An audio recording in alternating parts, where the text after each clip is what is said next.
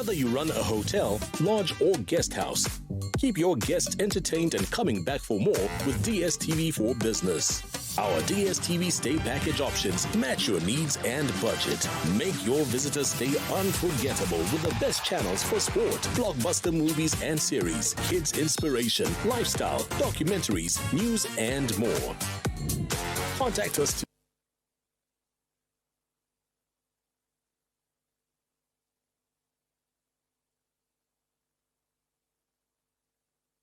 Zambia, are you ready for the biggest election coverage like never before? The media plays a very important role in a democracy. And in an election year such as this, citizens indeed depend on media for information, dissemination of critical manifesto analysis that enables them to make a wise and important choice before the vote.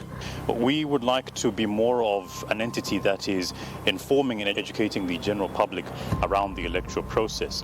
And we're doing this because we continue to bridge the electoral gap that we have gotten to witness, the information gap that is equally there. The public as a whole obviously has threats in relation to fake news, mis- and disinformation. And this is why, for the 2026 general election, as the Diamond Media Group, we are having the biggest election coverage like never seen before in the history of our country. It is big in the sense that you have, obviously with the delimitation of the Electoral Commission of Zambia, you have over 200 elective constituencies, but also for us as Diamond Media, having to be equipped, with state-of-the-art equipment in all the over 226 constituencies. It's never been done before, and I think we're equal to the task. We are going to have real-time data coming through as things are happening. As the ECZ is announcing those results, we are going to be getting the feed coming through to our studios, and we're going to be broadcasting that verified information as the ECZ is announcing. These give us the flexibility to cover multiple locations at the same time, ensuring that our viewers get live updates of election updates across the country. We have put together a whole research team that is not just going to be giving information out like presenters, but like their analysts themselves, because we're analyzing the data that we have received. We're working in accordance with what the Electoral Commission is pushing out, but also partnering with the Electoral Commission of Zambia. And this is for the sake of us wanting to be considered as a reliable entity, a reliable source, and that when we're pushing out this information, anybody that is watching can say that this is going to be my go-to place. And beyond just the analysis, the graphical breakdown, the augmented reality, we shall also be able to disseminate these results and all the information in various local languages beyond English. Emulandu ine apa pamongo mulaba sawa Musanza TV epo tubibimbira mokumuno kutira twachirike punda idilipo ne fini mukubirisha mkwai ifya kula tumbuka mu mkwai mukusala kwa uno mwaka murulimi urwachikaya apo apali mkwai urulimi urwachinyanja urulimi urwachitonga ukika pofu mkwai ne chibemba. And this is going to be achieved because we have a team so determined, fully equipped with knowledge, fully trained team in terms of ethical reporting, election laws, and upholding all the values of election coverage. Thank you so much to our partners, the BBC Media Action, the Free Press Initiative, Alliance for Community Action, and indeed the partnering community radio stations. We cannot do this without you. Diamond Media counts down to August 13, 2026.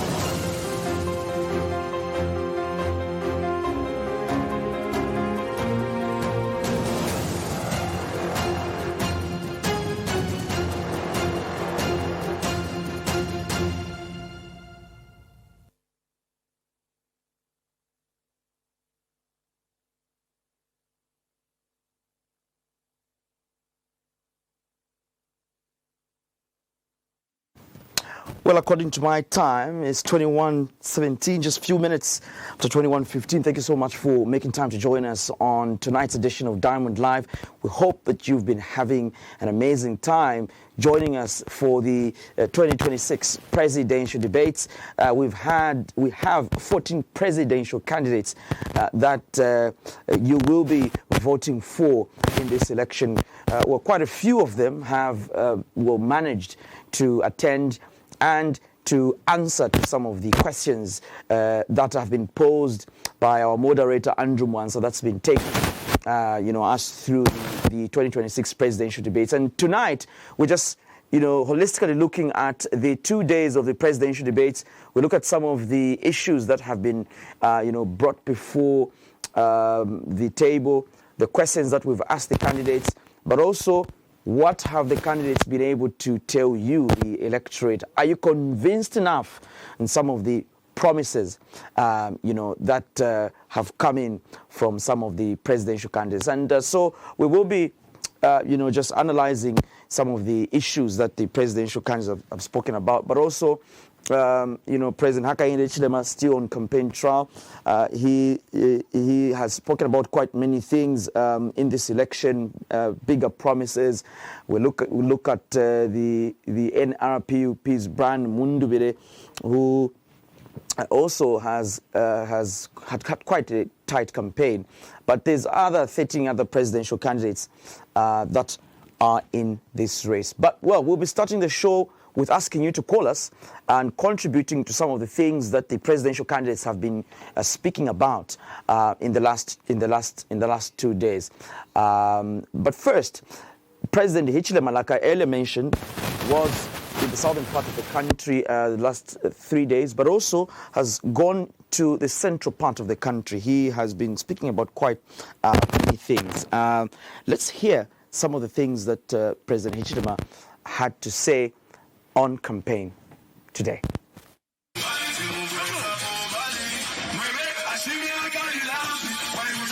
With 76,099 registered voters in Katuwa constituency, Central Province, Chiwambo District, President Hakainde Hichilema has used the community engagement to unveil what he described as another reform aimed at easing the cost of doing business for public transport operators. This year, we are changing the law around licensing. PSV drivers, you only renew your license after 5 years. President Sigo Maningi Tifukwa, Patrice Ndrama Tsambo Sunga, Kombo Kumbuka will be a driving license after 5 years. The president has also promised continued investment in roads, health facilities, agriculture, job creation and business opportunities, while urging voters to reject political violence and support peaceful elections.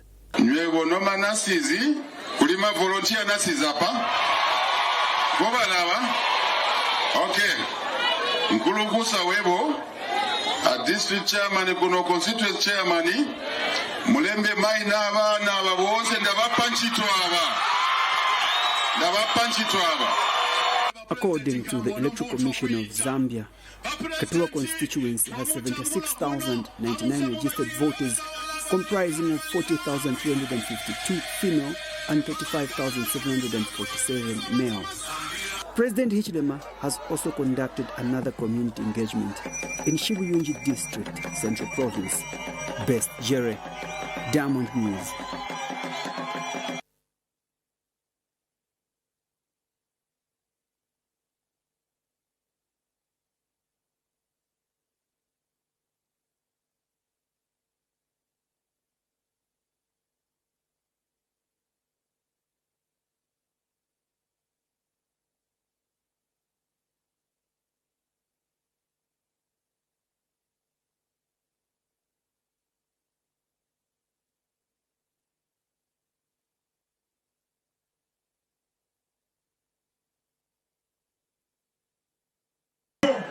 With just over a week before the 13th August general elections, political parties have intensified their campaigns across the country as they seek to win support from voters. The National Reconciliation Party for Unity and Prosperity, NRPUP, has taken its campaign to Northwestern Province, where party leaders are outlining their vision and persuading residents to vote them into government. Speaking at a campaign rally in Solwezi district, NRPUP presidential candidate Brian Mundubile promised improved infrastructure, including better roads, reliable clean water supply and access for the youths to the Kikonge and Kanseseli gold mines. Northwestern Province is a home of very big mines that are endowed with rich mineral resources.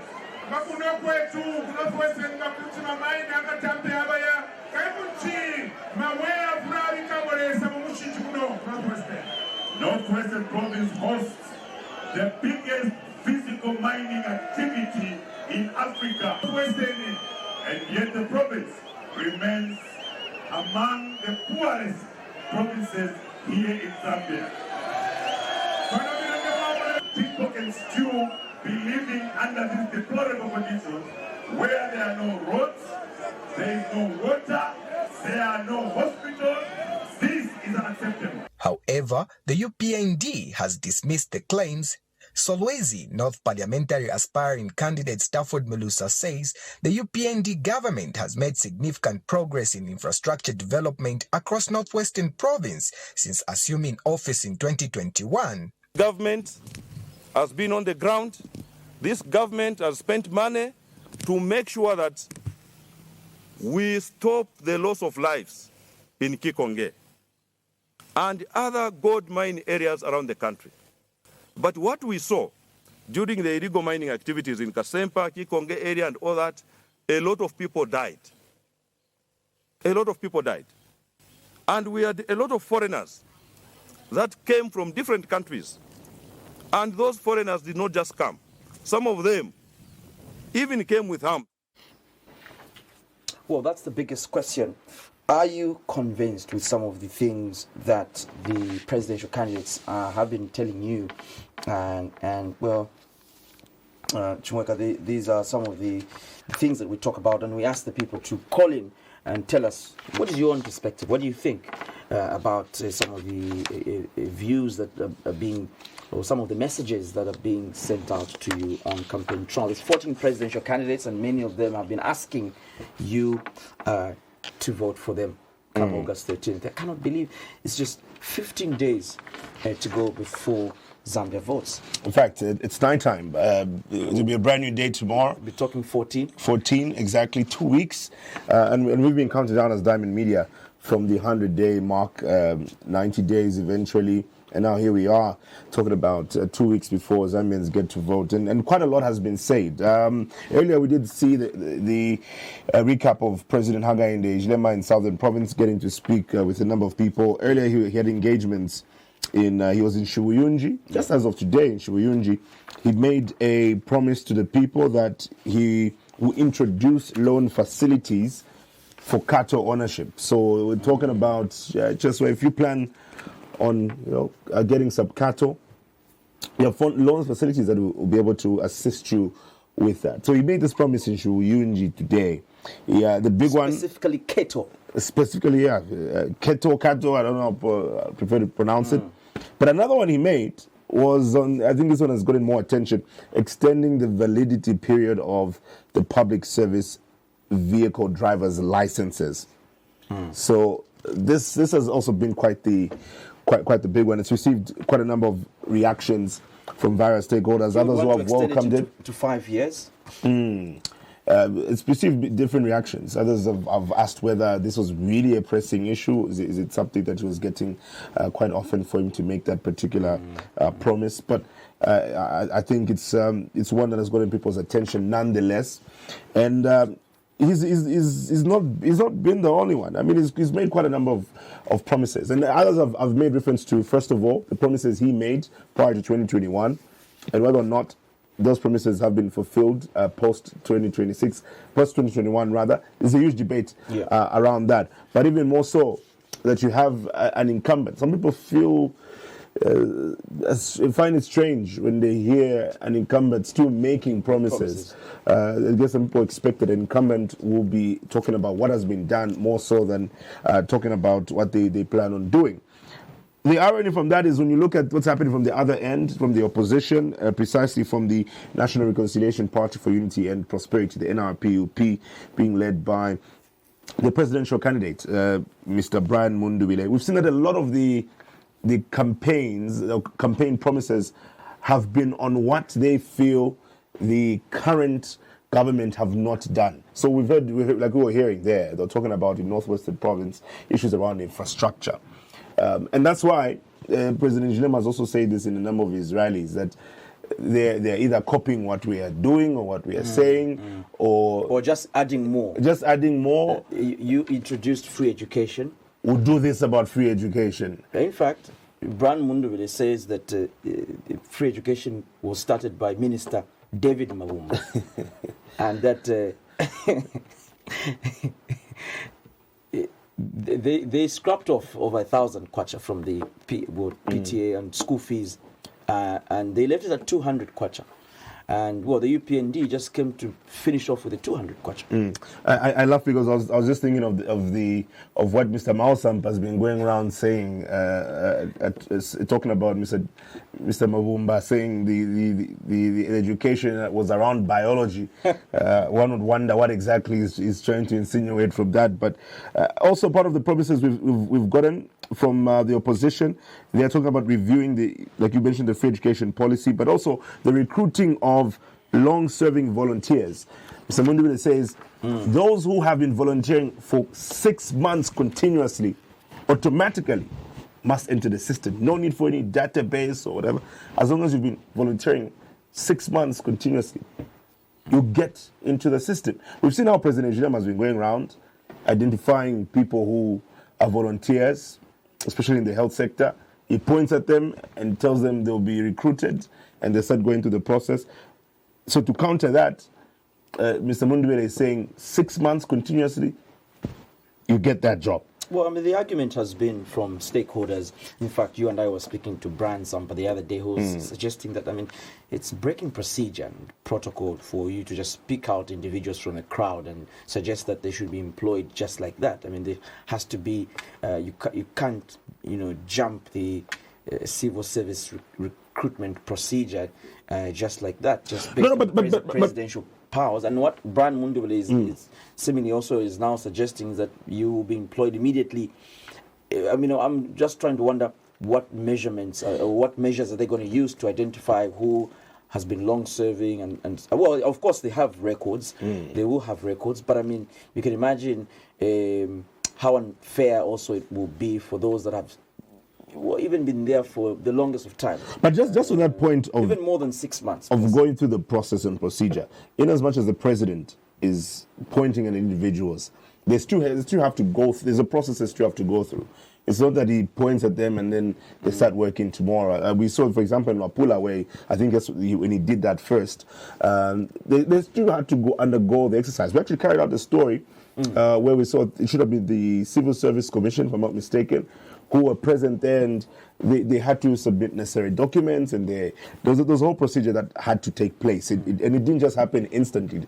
The president makes that announcement, and then tomorrow they start working. There's still a procedure and a verification process as well. And the general ideal expectation is that if they do not meet the requirements, they still cannot be recruited. They still have to go through that verification process for the sake of professionalism within the sector. Part of the promises we've also gotten is issues around local participation and ownership of the mining sector. We've heard actually from both ends. We've heard even from President Hakainde Hichilema talking about giving people more power and access to the mines, and we've seen the opposition also speak more into that. We've heard a lot around Kikong and among others. So we're hearing these promises, but are you convinced is the big question here? Feel free to give us a call. The number is showing on your screen. You can let us know what your thoughts are. Are there particular promises that you've heard that are giving you hope that indeed, post the 13th of August 2026, you will have a better life and you will live in a better Zambia through the different sectors that the aspiring candidates have decided to promise people on. I think on both sides we've seen that. Yeah. But the question is that giving you hope? Have you been convinced, or perhaps you still have that level of skepticism?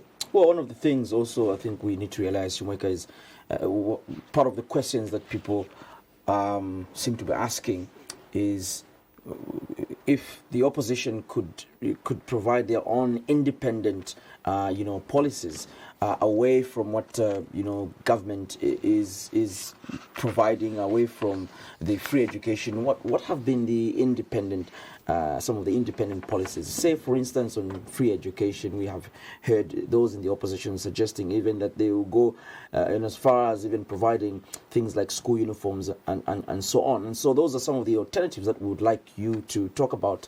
Those are some of the things that we would like you to also to share your vision on. What are you really convinced with some of those promises? But we've got a first call I would like to contribute on the show this evening. Good evening, and tell us your names and where you're calling us from. You are speaking to Banda Elvis from within Lusaka. Oh, from within Lusaka, not Livingston. All right, Mr. Banda, what are your thoughts? Have you been convinced so far by the campaign promises you've been hearing? As far as I would say, I support Brian Mundubile.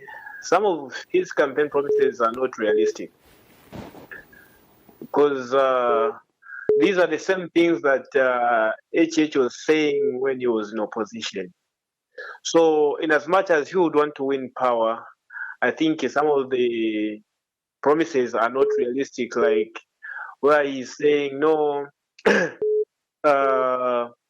We are going to make sure that the mines and the safety and everything, he's supposed to take a survey. He has to come in, yes, when he comes in power, he has to take a survey and see what are the challenges and what are the benefits that the nation will benefit from the mines. Not just giving out the mines to the people just like that. First, you need to take a survey and the rest will follow through. Then on the part of our president, HH, when he's promising to say, no, you are employed to those nurses and some stuff, when employing people, you need to make a budget. How much money do you have in our coffers? And how much are we going to allocate to their payments and everything? That's a budget which is supposed to be taken. Hello? Hello? Go ahead, Elvis. We can hear you. All right. Yeah, so, his employing is not methodical. Why am I saying so? Because there is no budget for his employing, the way he's employing people. And again, if you look at the platform that these people are being employed from, somewhere, somehow, there is corruption. There will be corruption because it will be an opportunity for those who will be mandated to employ those people to start now getting money from other people who are not even volunteers.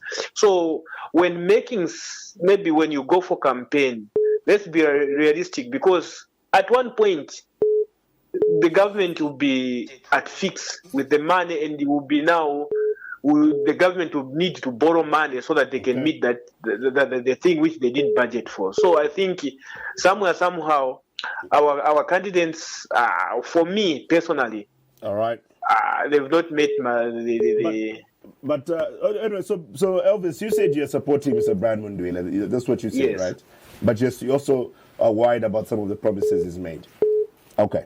All right. Thank you for sharing your thoughts. That's Elvis Banda from Lusaka, actually, giving his thoughts. He's of the view that, in as much as he has his preferred candidate, there are certain promises that he feels are not exactly feasible or realistic. And this may be the sentiment for a number of people. You may have your preferred candidate, but you might hear one or two things and wonder to yourself. But actually, that probably says a lot about Elvis, because sometimes the problem we have just in this country is some people follow a candidate so much that they get blinded by some of the things that they say. You reach a point where, yes, you love your preferred candidate so much, but it becomes the love becomes so much that anything they do is right and makes sense. But we need to be objective enough as a people that even if you may support a particular candidate, when they are wrong, you say they're wrong. And the best analogy people can ever use is football, for example. We have our preferred teams, or the way we support our national team, we love them.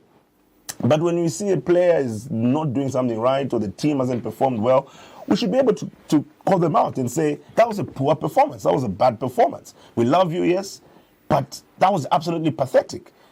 And you move on, and this probably even helps the teams do better. But unfortunately for some people, they don't apply this when it comes to their preferred candidates. Anything that they do is the gospel truth, it makes sense, you have to support it, you have to defend it. But people like Elvis, I'm actually quite impressed. He has his preferred candidate, but he says, look, there's certain things that just don't make sense to me, or I don't think are realistic. But how many people are able to express themselves in such a manner? Well, I mean, those remain campaign promises. Let's see. I mean, the opposition have been punching lots of holes in the promises of President Hichilema. They have been suggesting President Hichilema made so much about the economy, the economic indicators or the economics that the president was giving while in opposition seemed to have been they looked so great that they will be achieved in just a year or two. But when the government, the UPND, they argue they found a broken economy. There was too much debt. There was no prudent spending, and that is why the UPND government saw it not very easy to sort of reform, make some reforms within the economy. But they argue again that these are promises that were being made. A bag of fertilizer was supposed to be coming down to about 850 kwacha. It's still up above 1,000 kwacha. A bag of mealie meal is still 50 kwacha. And so all of these, a bag of mealie meal was supposed to come down to 50 kwacha. It's still over 200 kwacha.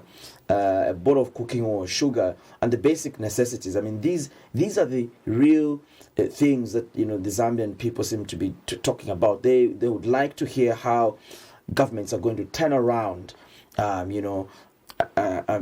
around the economy. But the UPND have they convinced you much that they've been able to cushion? And this is one of the things that we've heard from leaders. We've heard this from the vice president. We've heard it from former ministers that, there's free education on the side. At least you're cushioned with free education. You're not able to pay the exorbitant fees that you were paying the last 10 years. And people need to call us and tell us if they are convinced with some of these, pledges that have been made by their leaders. And so that's one thing that we can definitely accept. By the way, you can also share your thoughts if you've been convinced, or if there are any particular promises that you are perhaps skeptical on. Feel free to weigh in via the phone line show on your screen, and also via the Diamond TV online Facebook page where we are streaming live. One of the things that we tend to see, Cheswa, is the aspect of maybe people not, even as promises are being made, it's from a place of what one thinks the situation is. And one such person who sort of made this admission is President Hichilema. There are certain things that did not happen in the first couple of months, first 1 year. And one thing he said is that he and the government never realized the extent to which things were damaged. In his words.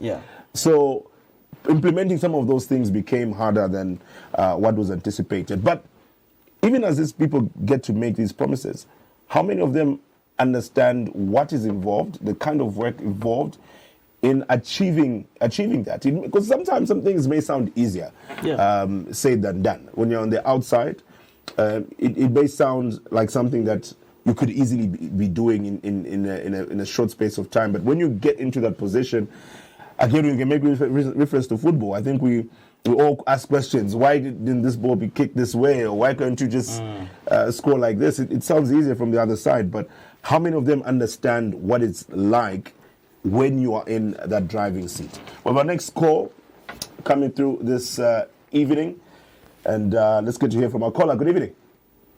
Evening, gentlemen. Through to Diamond Live, what are your thoughts tonight?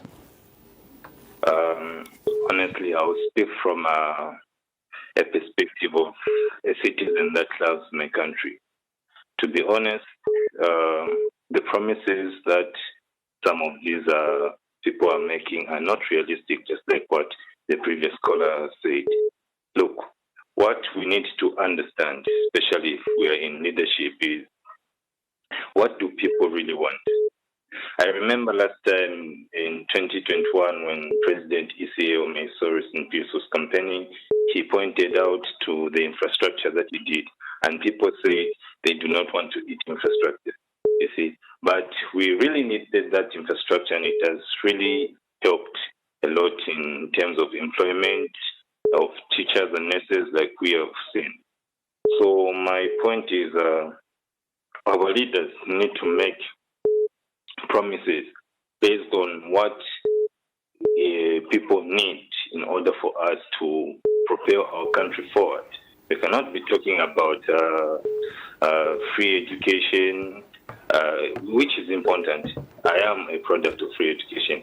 But we need to make sure that we have to be realistic in terms of promising people. Are we going to achieve all these things? Are the leaders going to achieve the things that they are making promises of? All right, Daniel. Thanks a lot for making time. Well, call us, because I think that we need to hear from where you stand and from where you are. You have your own economic challenges. You have your own financial power. You've got and everyone, Chimweka's got earns differently. You have your own challenges, and so is the UPND government. Have they convinced you enough to some of the promises that they've been able to give, or is the opposition? Do you think that the opposition are giving the Zambian citizens or the electorate a message of hope? What are we going for? What do you think you'll be going for this August 13th? I had people criticizing Honorable Makebi Zulu. I think that they were they were on the Copper Belt. They should have been on the Copper Belt, where Honorable Makebi Zulu started to sing the Dunun and Reverse song. And I could see lots of sympathizers of the UPND suggesting that we cannot go back in reverse. We cannot go back to Dunun and Reverse. Honorable Makebi Zulu was, singing on stage, and people were actually excited about the Dunun and Reverse song, and you could see the opposition also punching holes there, and those in the ruling party suggesting that it's not a time to go back to what used to happen the last 10 years. People need to be moving forward, according to many of the comments that we were seeing online. But that's the thing with promises, really, Chimweka. I mean, you get promised of certain things and you get excited. I mean, every citizen gets. I think it's human nature to feel happy about a promise. I mean, we were promised more money in our pockets. The first thing that you think about is that you have money in your pocket. So, when it's campaign time, I think that's the basic principle of politics. I mean, it's about politics, about ideals and ideologies and what you would be living. Even if it doesn't seem quite real, people will still believe because they trust you. If I trust you and you tell me you'll be here, even when you are in town, but you'll be here in a minute, I will believe you because I trust it. I trust that you perhaps will race around with the road and get here in good time. But I mean, that's the idea, really. Maybe another thing, listening to promises. We need to. Another thing maybe we need to also assess is our voting patterns as a country. Do we really vote based off the promises that people make, or do we have other reasons for voting? If you look at the general pattern, and we've interacted with different people from, for example, the UPND. You can use the UPND because they recently got elected. That was in 2021. There are a lot of promises were made by President Hakainde Hichilema. But if you interact with some people who also voted for President Hakainde Hichilema, you realize that some of them did not exactly vote because President Hichilema voted or promised that minimum will be at this price, or this will happen and this will happen. Some people just voted as part of a protest vote. They did not like how things were under the Patriotic Front government.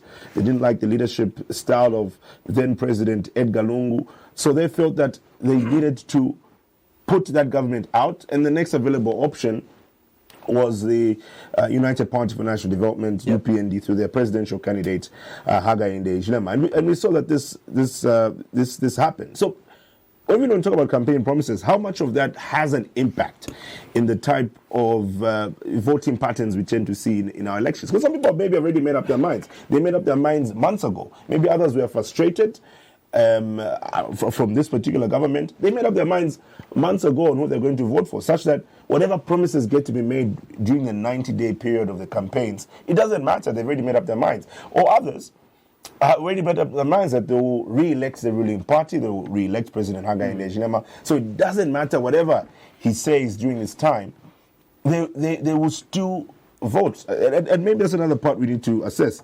And speaking of the promises... But there are people that can make a decision at the last minute. And there are people that will just wake up and go to a queue and make the last decision right in the booth. There could be people. This has happened before, actually, 2021. Yeah. We've spoken to some people who have also mentioned that the reason they went out to vote on the 12th of August then, 2021, is after the shutdown of the internet. They were feeling indifferent. They didn't even plan to vote. Then they noticed minute decision. They noticed that the internet was shut down, and they felt that their rights were being infringed on just by that act. And some of them said it was because of that they went out to vote. That people have actually expressed that. So it is possible. Some people could make a decision in the last minute, because you also have a number of people who are quite indifferent. They are undecided, actually. They're not like some of the callers, the two callers we've received so far, who are saying, on both sides we are hearing promises that do not sound really realistic. There's some people who feel that way and have not even decided yet on who exactly they're going to vote for. And it may take something happening in the last minute for them to make that decision. And it's during this time that this gets to matter. People that we also need to interrogate in terms of the promises they make are not just at presidential level, at the different levels, parliamentary level, local government level, that's mayoral, council chairperson, wards. Sometimes you listen to what these people are saying and you're wondering to yourself, how much power do people really think come with these positions? Because some of the promises they are making, and this is a ward councillor is making promises that you really wonder, wow, this sounds like a very, very... Sometimes some of them... What's the wildest promise you've heard from a councillor? Perhaps maybe I need to, because a ward councillor making same promise as a Republican a presidential candidate. Yeah, but if they are the same, if it's the same promise that your presidential candidate is making, maybe the councillor is just re-emphasizing what the president said. But I don't know. But let's pick a call from Kafiwe. Let's see who we have from Kafiwe. Good evening. And welcome to Diamond Live. Nkata, go ahead with your contribution. How's Kafiwe this evening? No, Kafiwe is doing it. Kafiwe is okay. We are cool. I think we are pushing well. Interesting for Kafiwe. Kafiwe has been. We've seen a number of people campaigning there. The president was there recently. Unfortunately, the NRPUP did not manage to have a gathering there. But from the promises you've heard so far, Mr. Nkata, are you convinced? All right. For me, I think I'll speak as maybe from the political analysis point of view, not leaders, maybe a cadre. Of course, by virtue of who we are, we have to work with the government of the day. So I think in terms of promises, I think my take mainly will be on where we are, where we have come from, and where I would want to see this country go. Yeah, so based on the macro indicators, I have seen stability in the prices. Myself, I don't know others, but myself, I've seen the stability of prices. I've seen inflation coming down. I think I can attest to that. Yes, I've also seen children going to school for free. I've not seen them pay those that go to government schools. I've also seen some projects dotted around the constituents in terms of CDF, like, for example, the Kafiwe police station, and just other classroom blocks here and there. Yeah, but I've also seen some roads. Yeah, recently, the president recently made a mention that they will do a decongestion project by putting up a dual carriageway from Chilanga through up to Mazabuka, somewhere there, which I think is a good deal for the country at large and also people in Kafue. Yeah, so that dual carriageway will help decongest and help flow of goods and services. So in terms of realism, yes, sir.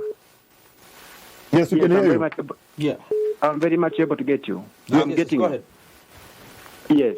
Yeah, so I think on the part of the dual carriageway and also try to increase opportunities for employment. We have seen, yes, people getting employed.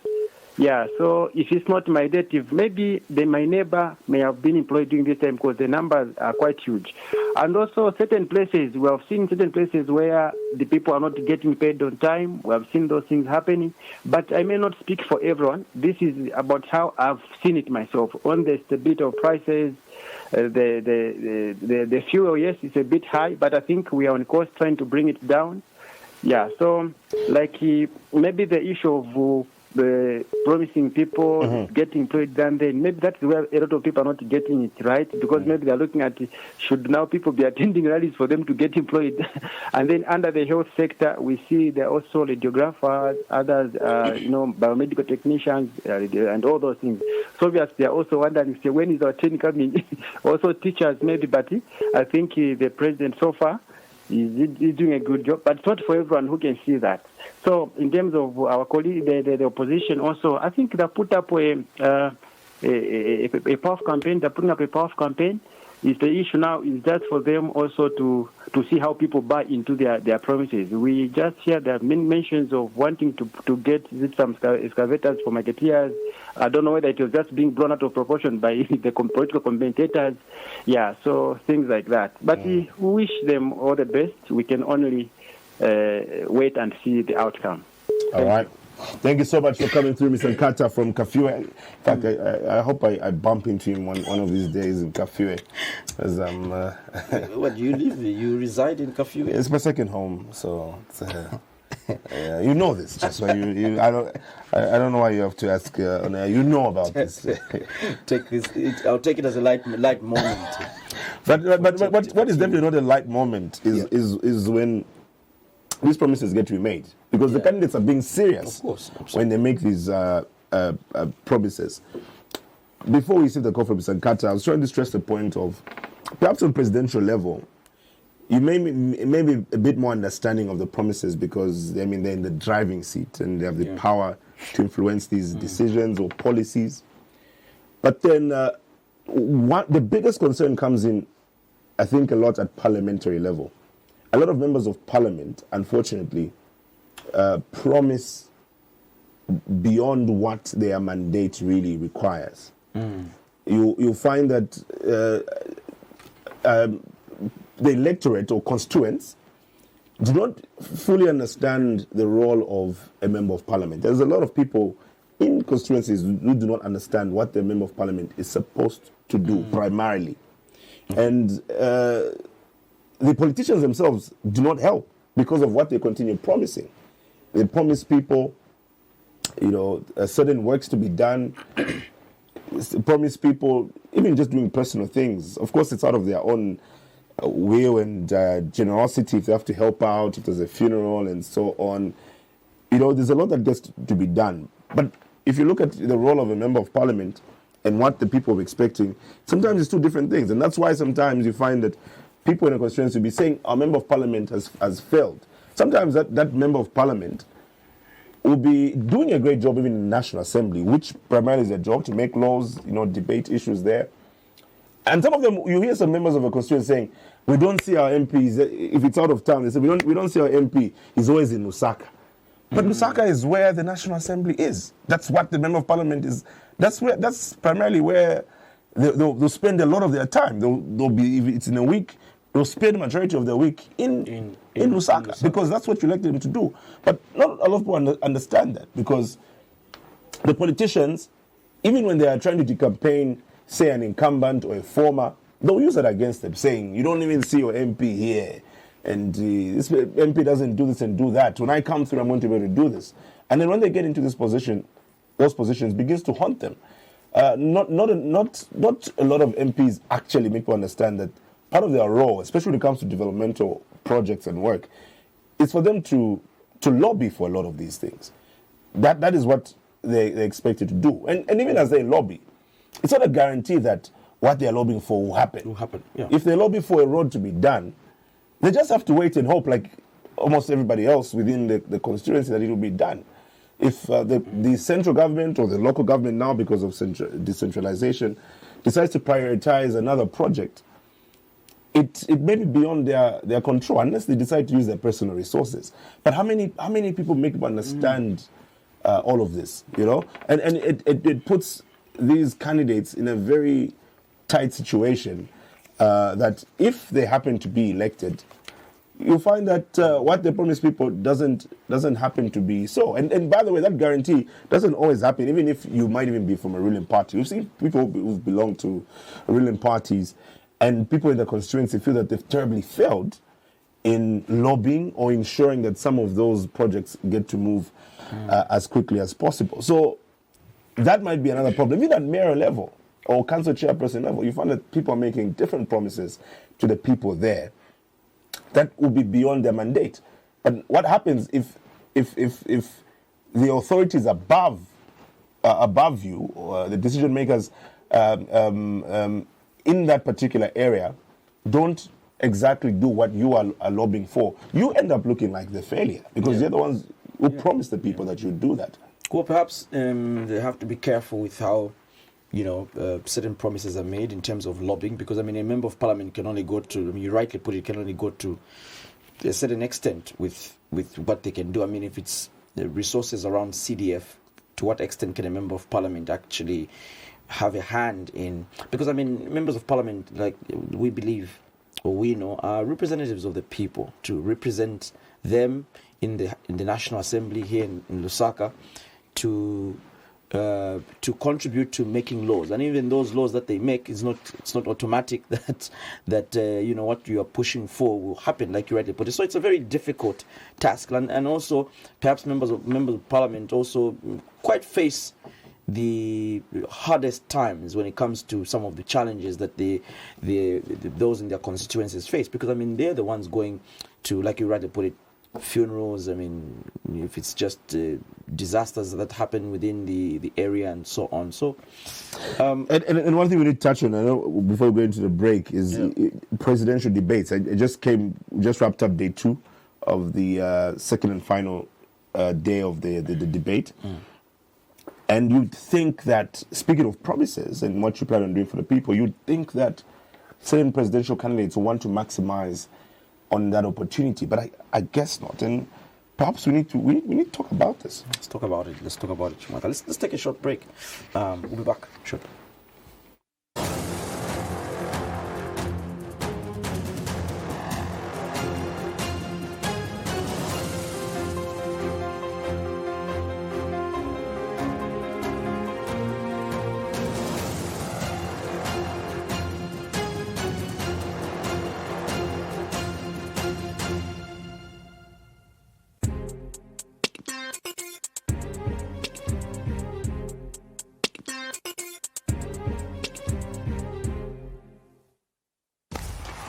Barbara Banda doesn't just play, she dominates. She's a force, power, endurance, and unshakable focus. Fit Sports Drink powers her journey with essential nutrients, boosting hydration, enhancing recovery, and delivering lasting energy to conquer every challenge. Fit by Vatra, fit for life. Good news to all our valued customers and the general public. Uniteto Industries and its subsidiaries are pleased to announce a price reduction on our commodities effective immediately across all our outlets and branches. This exciting adjustment follows the recent appreciation of the Zambian kwacha, allowing us to give the benefits directly to you, our esteemed customers. At Uniteto Industries, we remain committed to offering quality products and services at fair and affordable prices. Visit any of our outlets today and experience the new reduced prices. Thank you for your continued support. Uniteto Industries, we consider, we care. Pascal's showing his boss the efficient new technology they've installed. She is pleased, but now she's asking, why is that still there? Pascal explains that the wells can store many, many messages. The boss is not so pleased anymore. If you haven't upgraded your contact center yet, it's time to get business done better with MTN Business. A man is only as good as his word. Nearly 5 years ago, you gave Bali and the UPND your vote because they promised to fix Zambia. Fake promises like these. He opposed Zambia's cyber laws and promised reform. Cyber security bill. Ngawi munyamata saina au akalipe kusaina. Nizima hapuna kusaina inkale longa tana saina kutara. One of the first laws we're going to invest in the cyber security bill. Instead, his government introduced new cyber laws that have been criticized for threatening privacy and freedom of expression. He promised to fight corruption. Currently, there's no prosecution, there's no follow-up. For us, the follow-up will be automatic. And the DPP will not stand in the way because the DPP is under the executive, right? She will not stand in the way. And we will strengthen these institutions, give them support, because they're government institutions. But today, these are the institutions whose reports are called mfwiti, witchcraft. There's no political will. We will have political will. Bali asked Zambians to judge him for his promises. Nearly 5 years later, his words have not matched his actions. Zambians are tired of lies, tired of broken promises. Voting is one of the few moments where we all have a voice. One person, one vote. No titles, no status. Just a choice. It's not about doing nothing. It's about showing up. Because your vote matters. It's easy. It's important. It's ours. Count me in. Count me in. Count me in. Count me in. Count me in. Count me in.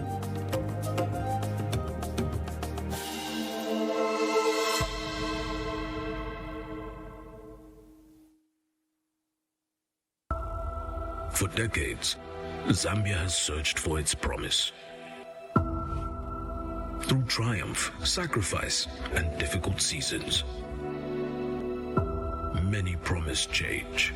Many spoke of hope, but the burden remained heavy. And then, a servant of the people stepped forward. Not perfect, not a magician, but a man willing to lead his people through the wilderness toward a better Zambia. Like Moses leading his people toward the promised land. The journey was never meant to be easy, because nations are not built overnight. They are built through faith,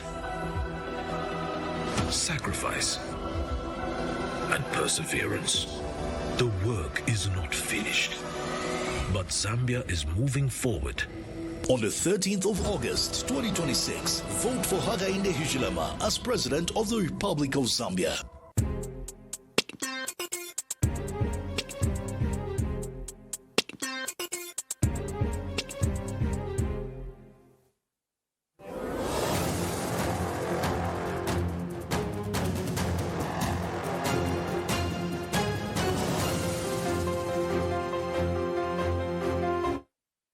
Well, we're talking campaign promises. What are your leaders telling you? What do you believe? Are you convinced with some of the campaign promises that you've been able to hear from both the ruling party and the other 13 presidential candidates? And so the debates have been going on well, and so we've heard quite many things that have come out. But I think you mentioned something important even before we get to the presidential debates on if people really vote on the principles of the campaign promise or the manifesto, they vote based on manifesto. I don't really believe some people even have the time to read or listen to manifestos. But if someone has really made the decision with their interests and what they believe will work out for them, if they put a certain leader in office. Because, I mean, think about it. How many people are even in touch with the actual president? How many people are going to get direct benefits? I mean, of course, you can argue that those within the confines of the party will have jobs, they'll have opportunities, they'll have they'll have some sort of great interests with the powers that be. But the common farmer, the far-flung area, the common trader, they won't even meet a member of parliament. They won't even meet President HH. They won't even meet President Mundubile. Yeah, I have. And they won't even meet President Hichilema'S. They won't even meet President Mundubile. They won't even meet President Sirumbe. They won't even.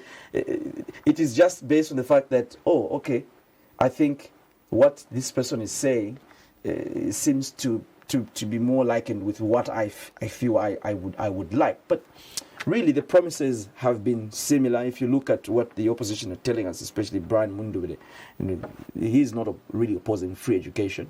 He's in fact saying they will even put more uniforms. They'll give free uniforms, and this is something that has been argued. I mean, the ruling party tells us that they have already provided free education, and even they want to even expand more in terms of schools. I was with the PS yesterday here. He was talking about how many schools they've built, how much they want to expand on the feeding program. And so we're asking, what is realistic? What do you think is realistic in some of the promises that the leaders are giving to the electorate? Speaking of that, if you look at what has been happening in the political landscape right now, I think a number of people have sort of decided who the top two contenders have been. And even just who are deciding this content? Is it just based on the crowd? And I was asking this question: is it really just based on the crowds that these two candidates are pulling? That people are suggesting that there's only two top contenders: the incumbent and the forerunner in this election. Sentiments, but I think also sometimes this endorsement sort of comes through from an incumbent, because it seems the person that an incumbent talks about the most, whether it's directly or through subliminals, is sort of endorsed as the forerunner.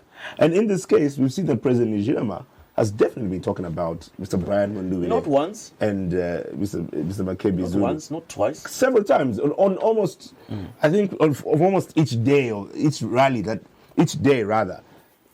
From a minimum of one or two rallies, they must be mentioned, if not all of them. You hear reference to these boys, you hear reference to, he says it directly, the Tonse Alliance, Just PF, or you hear those two boys who were... That's what the president was saying. Those two boys were provincial ministers. So it's quite clear who he's talking about, even if he does not say the name. So, and you've not heard the president really talk about anybody else. I mean, there are 13 other presidential hopefuls. Really hasn't talked about any other presidential. Well, at least not as prominent, not prominent enough as he has. I can tell you, haven't. You can replay all of the videos on President HH's campaign. I haven't heard him speak about any other presidential candidate. I haven't. In my own opinion, I haven't. So, if you have, you can tell us who he's spoken about. So if you have, it seems like the ruling party have acknowledged on their own who that is, and everybody has sort of fallen suit. And the truth is that also markets the opposition, and who now will be seen as the forerunner. In this case, Mr. Brian Mundubile. But you'd think that because of this, it also give more people, the rest of the presidential candidates, an opportunity to let people see and know what they have to offer. The truth is, not everybody has the same kind of resource base. Not everybody has the same kind of finances to have a gathering, to go around the country.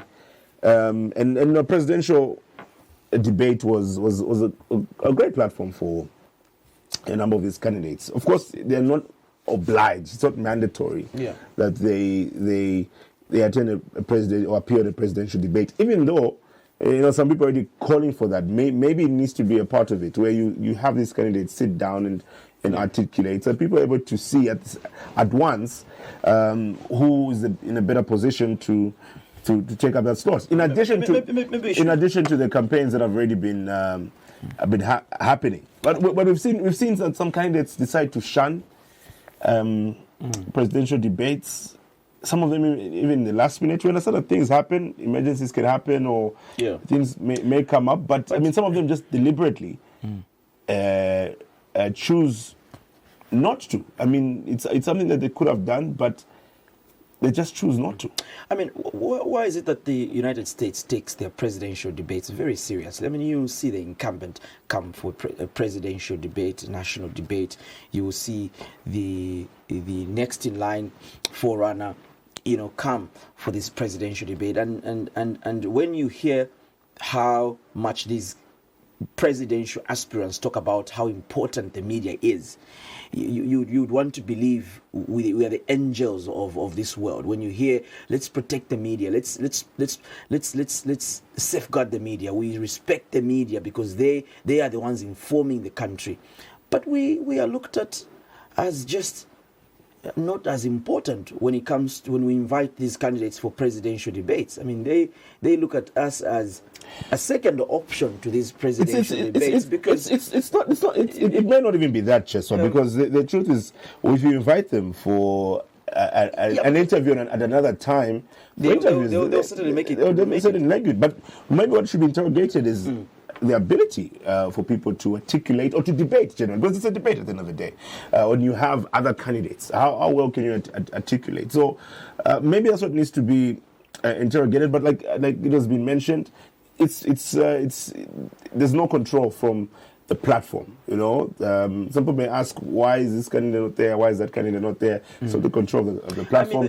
I mean, people have obviously reasons, and we also acknowledge the fact that this time around, the Electoral Commission of Zambia set out these campaign schedules to make sure that there's an orderly manner in which the campaigns are happening.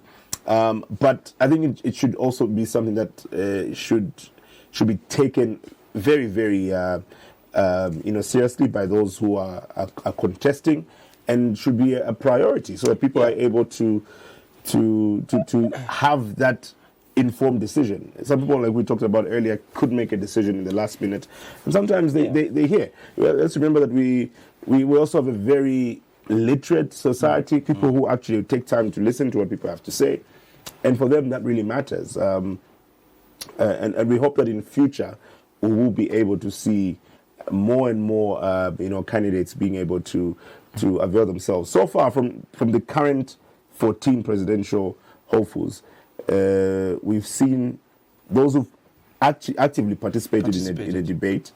President Hakainde Hichilema did take part in a debate. I don't know if you can remember what year this was. The year was...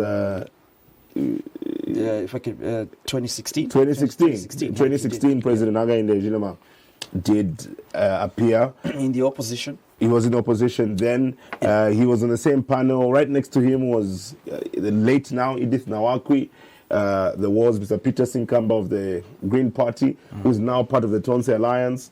We got to see the Rainbow Party leader, which is now the Economic Front, Mr. Winter Kamimba, who has endorsed President Hakainde Hichilema. It was a very good lineup we had. It's a solid lineup. And next to him also was the UPP of Mr. Xavier Chimba, who is part of the UPND Alliance. And the only person who was not there was then President Edgar Lungu, was the incumbent. And he was criticized for that. And people wondered why. Why should a president be shunning a presidential debate? In 2021, we saw that then President Edgar Lungu was not available for a presidential debate, but we saw a number of people attending. From the current presidential aspirants, Dr. Richard Silumbe was present for that particular debate, and I think that made it quite interesting to see, and people getting to hear. At the presidential. Unfortunately, today he did not make it. He did not make it. He did not make it today. Yes. For me, really, I think that perhaps we should create a partnership with the Electoral Commission of Zambia to compel presidential candidates, well, not exactly to compel, but perhaps re-strategize the campaign schedule. Because, I mean, the argument is that, look, I'm on campaign, we wish we could make it, but look, I'm already in the central part of the country. I'm already in, I mean, so it's difficult to come. And this was, in fact, President Hichilema'S